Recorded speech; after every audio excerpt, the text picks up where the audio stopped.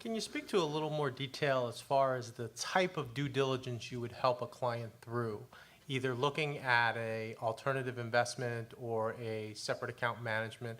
Talk us through some of the things that we're seeing, because one of the things that caused the dilemma or the trouble that we had was firms that had leverage of 25, 30, 35 to 1. And if they were right, those bets are going to pay off big time. If they're wrong, people go out of business and they lose their life savings. Can you talk through how having sort of a vehicle or access to an investment consultant can help avoid some of that? Sure. We look at a number of factors. With respect to leverage, we were always wary of leverage because we felt that if a strategy required leverage, it probably didn't offer strong fundamentals. We think that a strategy has to stand on its own without leverage. So that was certainly a red flag. We also evaluate whether a manager has a sound investment thesis. Is there a compelling economic rationale to support it? A lot of the headlines that we've heard about over the last year or so were from organizations that didn't have a compelling investment thesis. We spend a lot of time focusing on the infrastructure of an organization, making sure they have a sound accounting system and have the proper controls. We also look at their asset liability management practices. Many hedge funds blew up in 2008 because they gave very liberal withdrawal terms to their clients, but they invested in very illiquid assets. So when clients wanted to withdraw, the managers were forced to sell instruments with limited liquidity at severe losses. So those are some of the factors that we evaluate. Excellent. Thank you. Next, I'd like to get your perspective, Barbara. Barbara Tavey is a director in our personal wealth advisor practice here at Eisner. Barbara, can you give us a sense from where we were 15, 18 months ago from the perspective of the U.S. balance sheet, the implications to our income tax and estate tax? Give us a little perspective, if you wouldn't mind. Sure, Dan. 15 months ago, consumer debt was at an all-time high, mainly due to the unlimited credit that was out there for individuals and for businesses.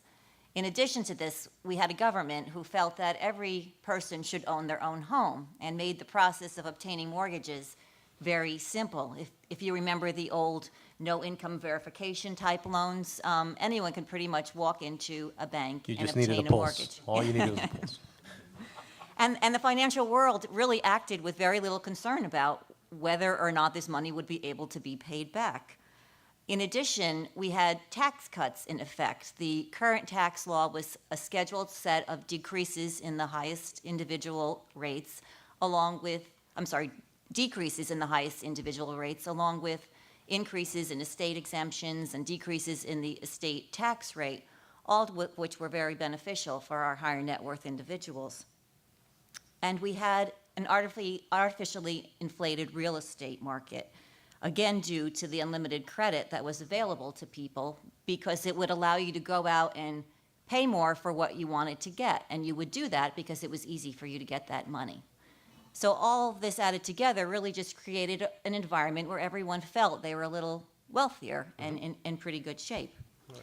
Now, if we fast forward 15 months, we just experienced one of the largest government intrusions into the markets since the 1930s. And with that, you have the tremendous increase in the federal deficit, along with the corresponding increase in the national debt. Right. Mainly due to two factors. We have a combination of weak revenues and increased government outlays. On the revenue side, the decreases are mainly due to unemployment. If you have less wages being paid, you have less tax that needs to be paid, that will be paid in on these wages. In addition, we have business losses. Not only do you have the companies that were used to losing money, but you have a whole new inventory now of businesses that used to be profitable that are now losing money and therefore don't owe any tax because of the losses.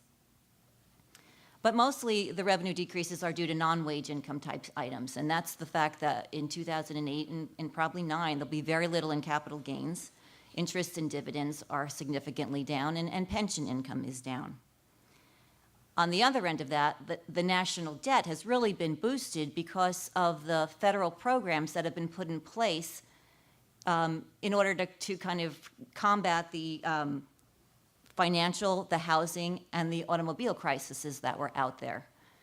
An example of this is the TARP program, Right. which will require a tremendous amount of money to be paid by the government. We have the conservatorship of Fannie Mae and Freddie Mac. We've got the bailout of AIG, along with the bailout of other large financial institutions also.